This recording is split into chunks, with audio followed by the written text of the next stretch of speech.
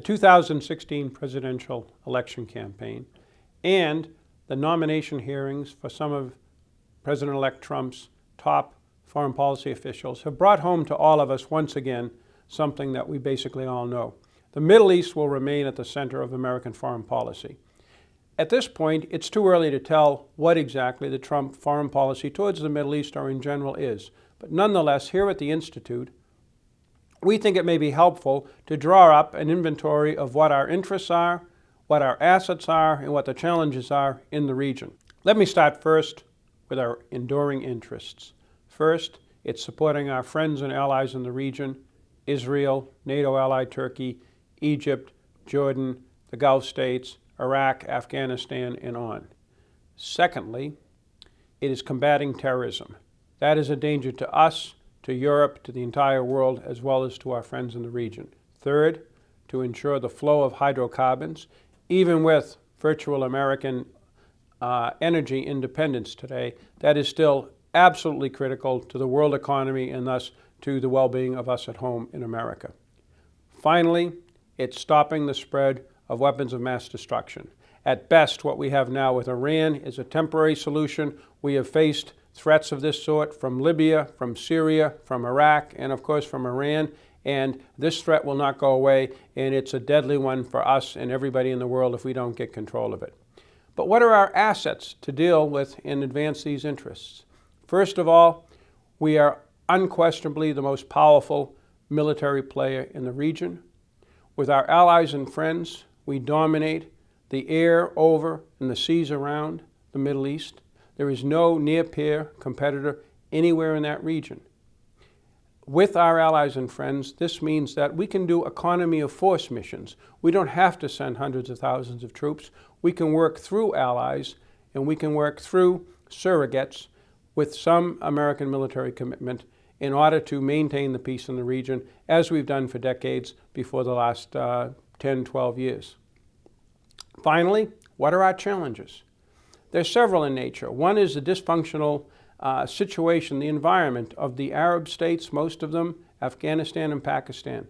The 2016 UNDP report on the state of Arab societies laid out in great detail the problems that still remain. That's the underlying reason that we have terror and that we have threats in the region. The second specific problem is Islamic extremist movements. They come in two flavors.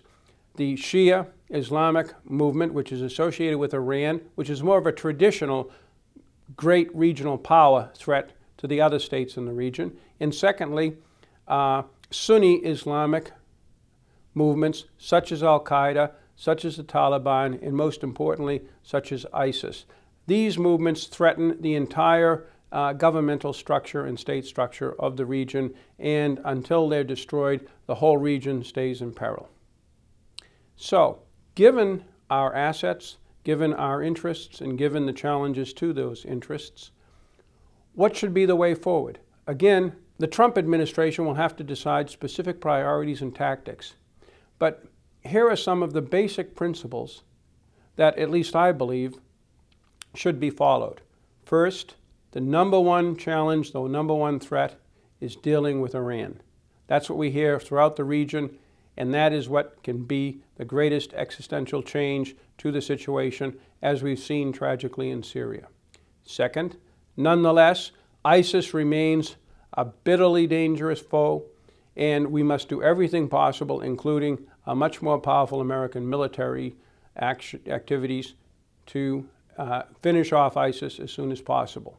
3, we have to deal with Al-Qaeda and the other Sunni Islamic extremist movements, such as the Taliban. 4, we have to build new trust with our allies and friends in the region, particularly Turkey, Israel, Saudi Arabia, and Egypt. 5, the United States needs to deploy military force in the region. Our other policies rely upon it. But we cannot expect to engage militarily over a long time for vague goals such as nation building and counterinsurgency. We have to rely on standoff American forces, air and naval power, and ground troops from our allied countries under most circumstances. 6. The United States has a long history of trying to deal with disputes in the region, frozen conflicts, the Arab-Israeli conflict, the Palestinian question, Turkey and the Kurds, Turkey and Greece, Pakistan and India, and on and on. Those are important elements of U.S. diplomacy.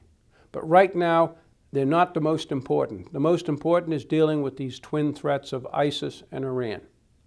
Next, the U.S. also has tools other than military. Soft power is what we call it. Economic, trade, information operations and such. They're important, but they're no substitute for dealing through diplomacy and, if necessary, military force with these underlying threats that are the major reason for instability in the region today. Finally, in looking at this region, many will think, and to some degree both the Bush and Obama administrations came to this conclusion, can't we fix these underlying problems? In a nutshell, from over 30 years' experience in this region, nobody from the outside can fix the underlying problems. What we can do is to provide a security umbrella and friendship and support and buy time for the countries in the region to do it themselves. If we try to go in there and tweak societies to make them look more like us, we will face, once again, disaster.